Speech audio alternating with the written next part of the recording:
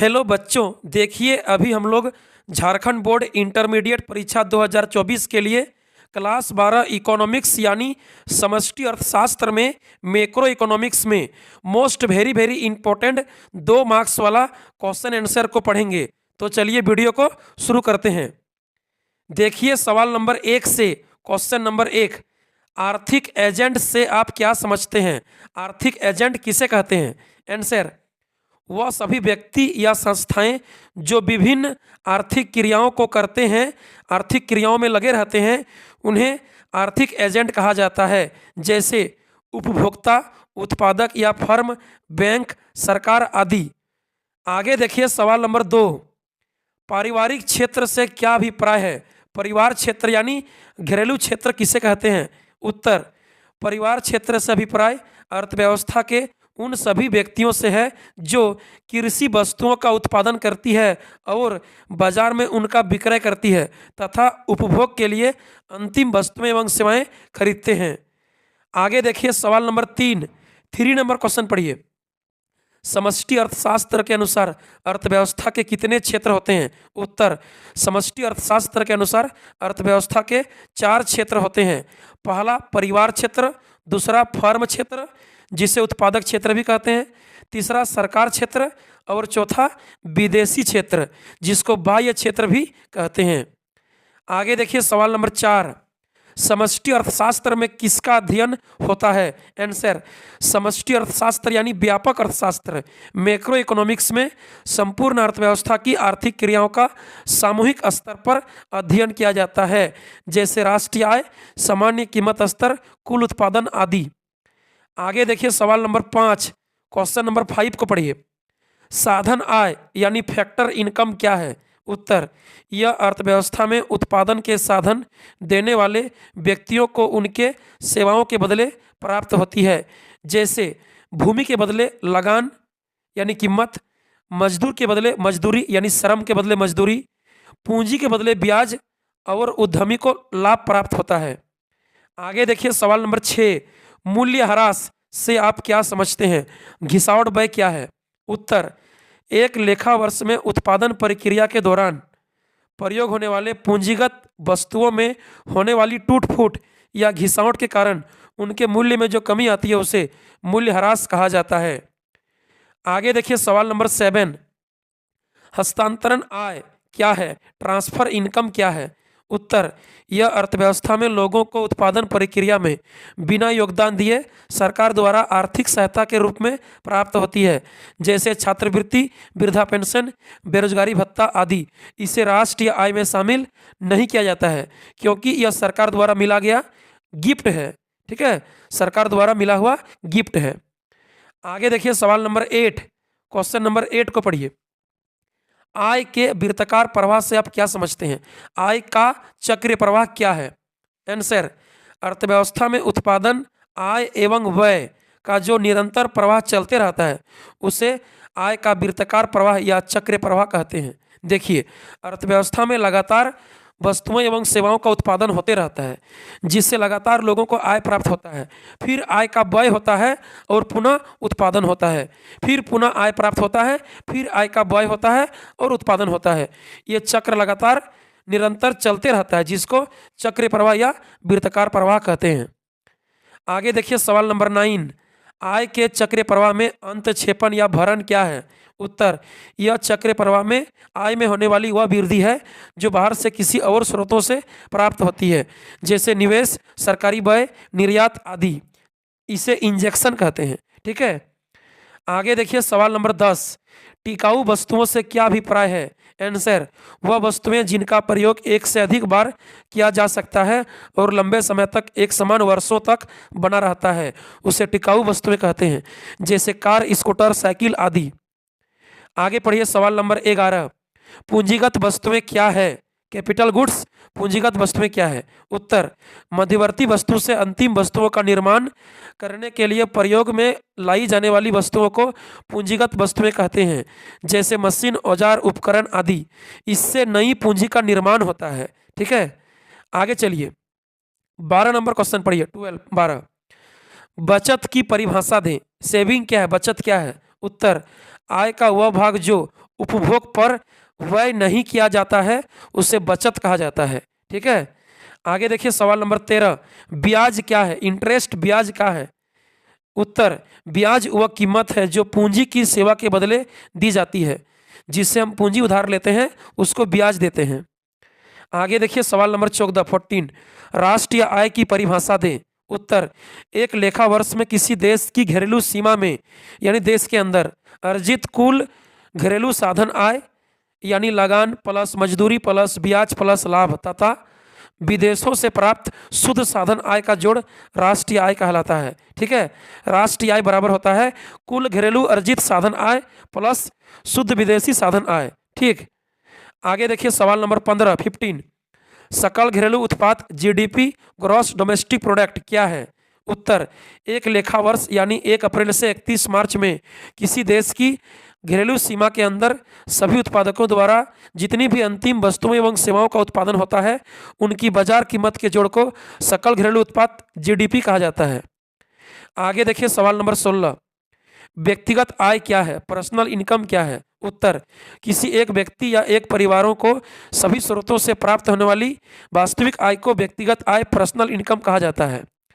आगे देखिए सवाल नंबर 17, 17, दोहरी गणना डबल काउंटिंग की समस्या से कैसे बचा जा सकता है? उत्तर, पहला, अंतिम वस्तुओं का मूल्य जोड़कर या दूसरा, वस्तुओं के मूल्य में हुई वृद्धि को जोड़कर। आगे देखिए सवाल नंबर 18, 18 पढ़िए, घरेलू आय और राष्ट्रीय आय में एक अंतर बताइए।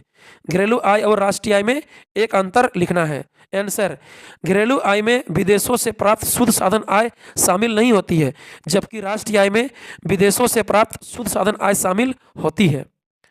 आगे देखिए 19 नंबर क्वेश्चन पढ़िए, एटीएम का पूर्ण रूप बताइए। एटीएम का फुल फॉर्म क्या है? Answer, automated teller machine, automated teller machine. आगे देखिए 20 नंबर क्वेश्चन, अधिविकर्ष ओवरड्राफ्ट क्या है? ओवरड्राफ्ट अधिविकर्ष क्या है? उत्तर, वह सुविधा जिसमें केवल चालू खाता यानी करंट अकाउंट के खाते धारक अपनी जमा की गई राशि से अधिक राशि निकासी कर सकता है, ओवरड्राफ्ट अधिविकर्ष कहलाता है। आगे देखिए सवाल नंबर 21, साख गुणक क्रेडिट मल्टीप्लायर साख गुणक का सूत्र बताइए। आंसर, साख गुणक बराबर होता है 1 बटा नगद कोष अनुपात यानी 1 बटा CRR कैश रिजर्व रेशियो। ठीक है, नगद कोष अनुपात के व्युत्क्रम को CRR के व्युत्क्रम को साख गुणक कहते हैं। साख गुणक बराबर 1 बटा CRR। आगे देखिए 22 नंबर क्वेश्चन, अर्थव्यवस्था में साख सृजन यानी साख निर्माण कौन करता है? व्यापारिक बैंक, कॉमर्शियल बैंक यानी व्यावसायिक बैंक। आगे देखिए 23, बैंक दर बैंक रेट किसे कहते हैं? उत्तर, बैंक दर वह दर है जिस पर किसी देश का केंद्र बैंक व्यापारिक बैंकों को ऋण सुविधाएं प्रदान करता है। यानी RBI SBI को, इलाहाबाद बैंक को, HDFC बैंक को जिस दर पर ऋण सुविधा उपलब्ध कराता प्रदान करता है उसे बैंक दर कहते हैं, बैंक रेट कहते हैं। आगे देखिए सवाल नंबर 24, 24, नगद कोष अनुपात कैश रिजर्व रेशियो CRR क्या है? उत्तर, व्यापारिक बैंकों को केंद्र बैंक से लेन देन करने के लिए अपनी कुल जमा राशि का एक निश्चित प्रतिशत केंद्र बैंक के पास नगद कोष के रूप में रिजर्व रखना पड़ता है जिसे नगद कोष अनुपात कैश रिजर्व रेशियो कहते हैं। आगे देखिए 25, संबंधित या वैधानिक तरलता अनुपात स्टैट्यूटोरी लिक्विडिटी रेशियो क्या है? SLR क्या है? उत्तर, प्रत्येक व्यापारिक बैंकों को अपनी जमा राशि का एक निश्चित प्रतिशत प्रतिदिन के लेन देन के लिए अपने पास नगद या तरल रूप में बैंक में रखना पड़ता है जिसे संबंधित तरलता अनुपात SLR कहते हैं। आगे देखिए 26, मौद्रिक नीति मॉनेटरी पॉलिसी क्या है? मौद्रिक नीति किसे कहते हैं? उत्तर, मुद्रा एवं साख की मात्रा के नियंत्रण एवं निर्देशन से संबंधित सरकार की नीति को मौद्रिक नीति कहते हैं। ठीक है, केंद्र बैंक मुद्रा का कितना छपाई करेगा, साख की मात्रा का नियंत्रण यानी केंद्र बैंक कितना ऋण के रूप में मुद्रा बाहर निकालेगा, इस नीति को बोलेंगे मौद्रिक नीति। ठीक, मौद्रिक नीति को देश के केंद्र बैंक द्वारा लागू किया जाता है। भारत में मौद्रिक नीति को RBI लागू करते हैं। मौद्रिक नीति का मुख्य कार्य साख की मात्रा, ऋण की मात्रा को नियंत्रित करना होता है। आगे देखिए सवाल नंबर 27, बैंक मुद्रा क्या है? आंसर, व्यापारिक बैंकों के द्वारा मांग जमाओं के माध्यम से सृजित मुद्रा बैंक मुद्रा कहलाती है। आगे देखिए 28, मुद्रा की परिभाषा दीजिए। मनी क्या है? उत्तर, मुद्रा को एक ऐसी वस्तु के रूप में परिभाषित किया जाता है जो विनिमय के माध्यम के रूप में स्वीकार हो तथा मूल्य का मापन, मूल्य का संचय एवं मूल्य का हस्तांतरण का कार्य भी आसानी से करता हो। ठीक है, यानी जो वस्तु विनिमय प्रणाली की असुविधा को, कठिनाई को दूर करता हो, उसी वस्तु को मुद्रा कहेंगे। आगे पढ़िए 29, मुद्रा की पूर्ति मनी सप्लाई कौन करता है? आंसर, देश की सरकार यानी केंद्र सरकार एवं केंद्रीय बैंक आरबीआई मुद्रा की पूर्ति मनी सप्लाई करता है। आगे देखिए क्वेश्चन नंबर 30 रेपो दर क्या है? रेपो रेट क्या है? उत्तर, ब्याज की वह दर जिस पर व्यापारिक बैंक केंद्र बैंक से अल्पकालीन ऋण ले सकता है उसे रेपो रेट कहते हैं। आगे देखिए 31 खुले बाजार की क्रियाओं से क्या अभिप्राय है? खुले बाजार की क्रियाएं, ओपन मार्केट ऑपरेशन क्या है? आंसर, जब केंद्र बैंक द्वारा स्वयं मुद्रा बाजार एवं पूंजी बाजार में यानी बैंक में सरकारी प्रतिभूतियों की खरीद बिक्री की जाती है तो उसे खुले बाजार की क्रियाएं कहा जाता है। केंद्र बैंक अपने व्यापारिक बैंकों के साथ सरकारी प्रतिभूतियों की जो खरीद बिक्री करती है उसे खुले बाजार की क्रियाएं कहते हैं। आगे देखिए 32 सावधि जमा यानी एफडी, फिक्स डिपॉजिट से क्या अभिप्राय है? एफडी क्या है? उत्तर, यह एक निश्चित समय के लिए बैंकों में की गई एक स्थिर फिक्स डिपॉजिट होती है, स्थिर जमा होती है, जिसे चेक के माध्यम से नहीं निकाला जा सकता है। एक निश्चित समय टाइम पूरने के बाद ही हम पैसा निकाल सकते हैं। आगे देखिए 33 1936 में प्रकाशित कीन्स के ग्रंथ का नाम क्या है? कीन्स द्वारा रचित पुस्तक का नाम क्या है? उत्तर, the general theory of employment interest and money. याद रखिएगा, the general theory of employment interest and money.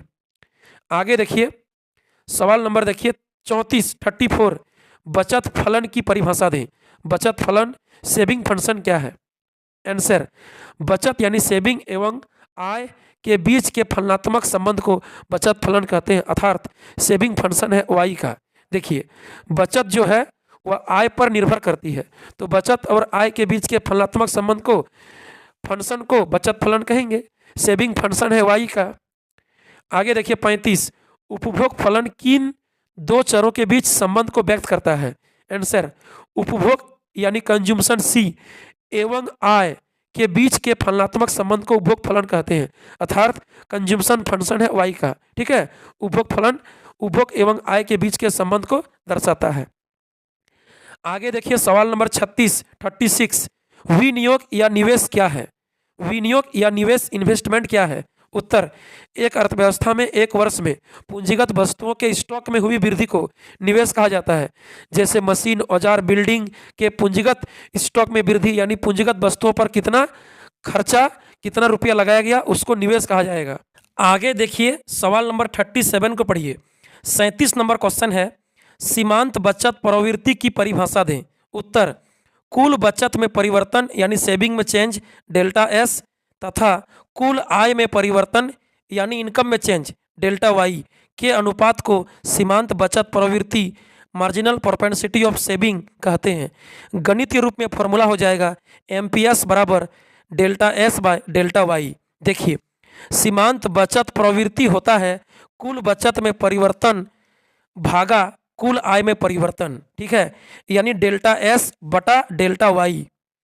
आगे है 38 नंबर क्वेश्चन 38 औसत उपभोग प्रवृत्ति की परिभाषा दें। उत्तर, कुल उपभोग यानी कंज्यूमशन सी तथा कुल आय यानी इनकम वाई के अनुपात को औसत उपभोग प्रवृत्ति एवरेज प्रोपेंसिटी ऑफ कंज्यूम कहते हैं, एपीसी कहते हैं। गणित रूप में फॉर्मूला हो जाएगा एपीसी बराबर सी बटा वाई। आगे देखिए सवाल नंबर 39 पढ़िए।